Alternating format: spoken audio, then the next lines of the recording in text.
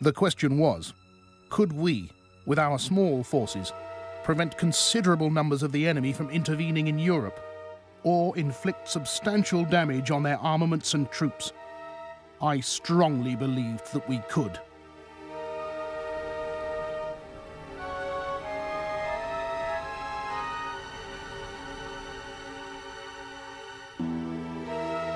By August 1916, Letov had become expert at his cat-and-mouse game.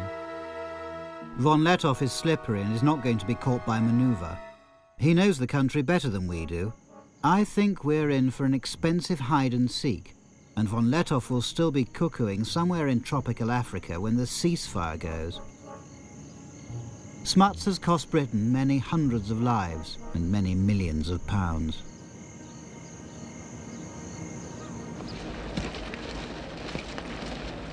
Letov ran his force of up to 15,000 soldiers, mostly black, on scrounging and improvisation. No supplies from Germany reached him after March 1916, but he made a little go a long way, as Ludwig Deppe, one of his medical officers, noted. When there was no ammunition, Letov would try to produce his own cartridges.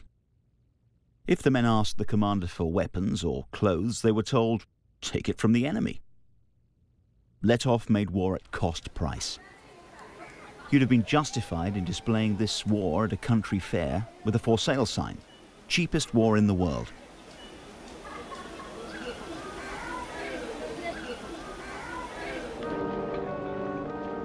Yanni Smuts had 5 times Letov's force and resources to match. But the further he went into German East Africa, the more stretched his supply lines. And he reckoned without the killer tsetse fly. The life expectancy for his 50,000 horses was just 4 weeks.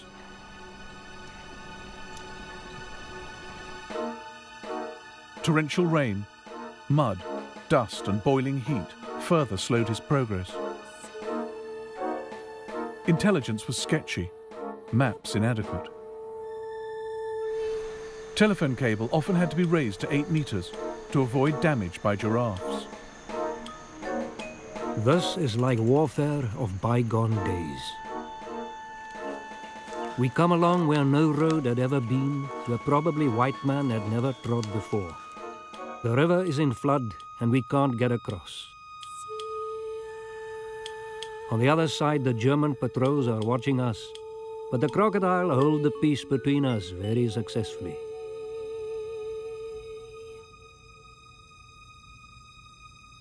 Letov played with Smuts, refusing to fight, slipping away, luring him deeper into Africa. As they went, they spread the war's grief and destruction, dragging in more and more of the people of Africa.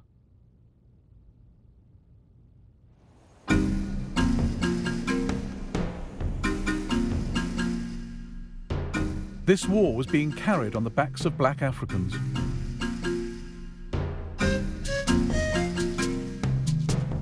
For the Letov campaign alone, the British recruited over 1 million black porters.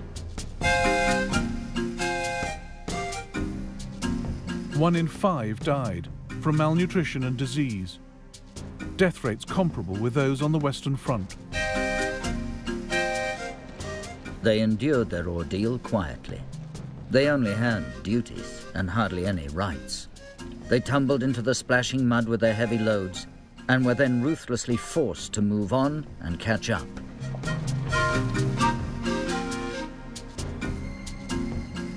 Oh, the Lindy Road was dusty and the Lindy Road was long.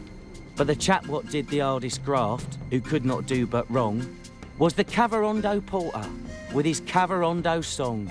It was, "Come here, porter." It was, "Amera, here, get." And Amera didn't grumble. He simply did his bit.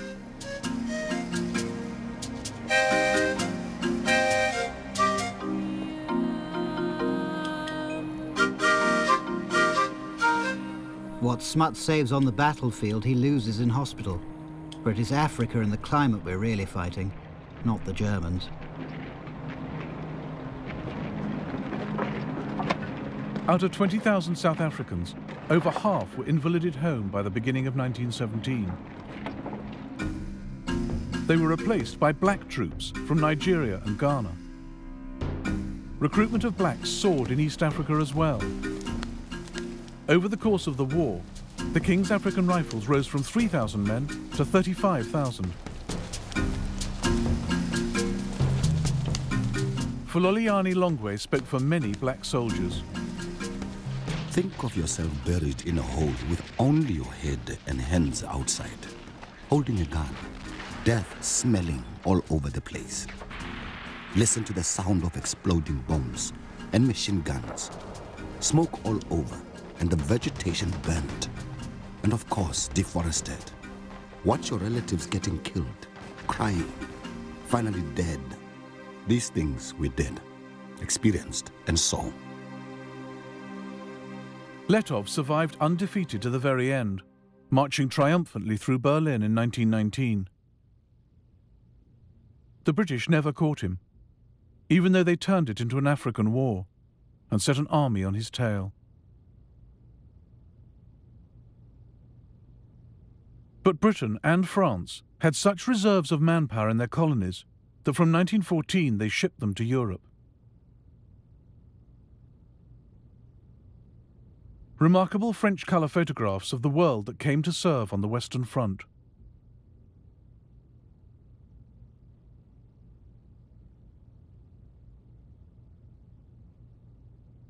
French General Charles Mangin had calculated that France could raise up to 300,000 from her empire for Europe. No one believed him.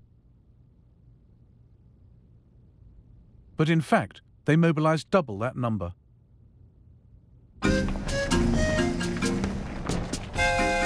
Black troops have precisely those qualities which are demanded in the long struggles of modern war. Endurance, tenacity, the instinct for combat, the absence of nervousness, and an incomparable power of shock.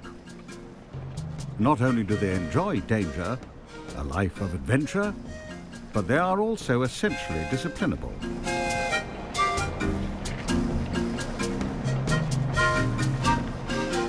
People started hiding and running away from the camp. There were all kinds of illnesses, even psychological illness. People didn't know where they were going or even why they were fighting. There were rumors that we would never come back, that we are going to be sold as slaves.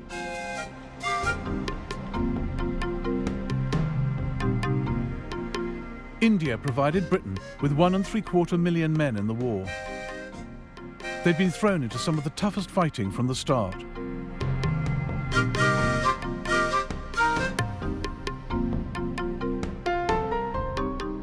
One Indian wrote to a friend,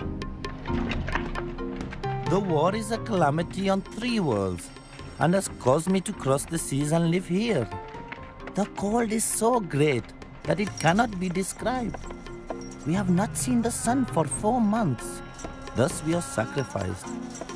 I have neither sleep by night nor ease by day. There can never have been such a war before, nor will there ever be again."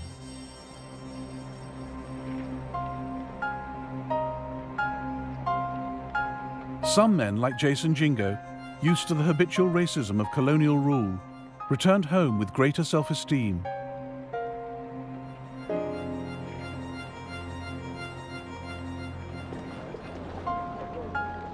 We had liked our time in France.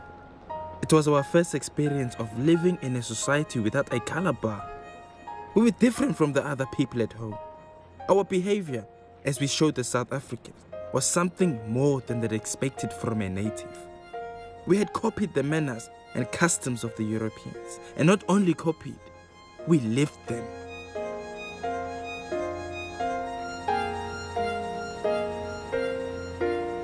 But it wasn't the same Africa Jason Jingo and the other survivors came back to after the war.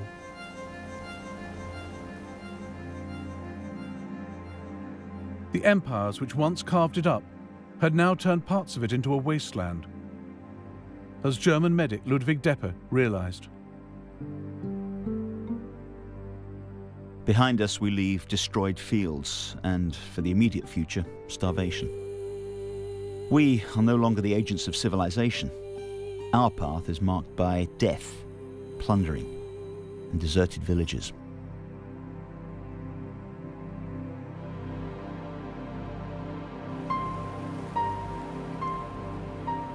It would be years before African nationalism took off, but a few had begun the journey.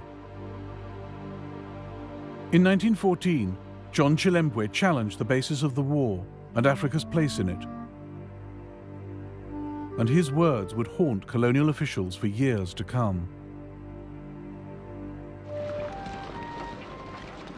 Let the rich men, bankers, titled men, storekeepers, farmers, and landlords go to war and get shot. Instead, the poor Africans who have nothing to own in this present world, who in death leave only a long line of widows and orphans in utter want and dire distress, are invited to die for a cause which is not theirs.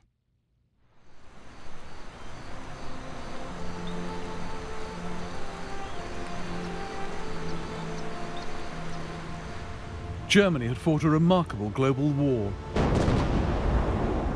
But it cost her cruisers, her wireless network, and all her colonies.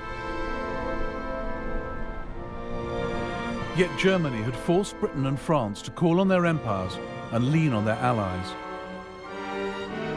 In the process, these flexed their muscles and formed empires of their own.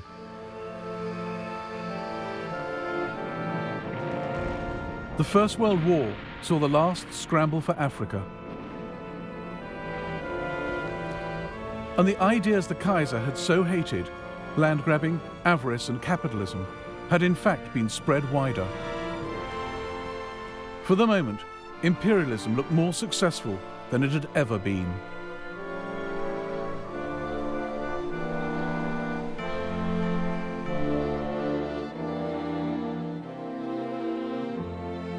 In the next episode of the First World War, the call goes out for jihad, holy war in the Middle East, the nightmare of Gallipoli, and the agony of the Armenian people.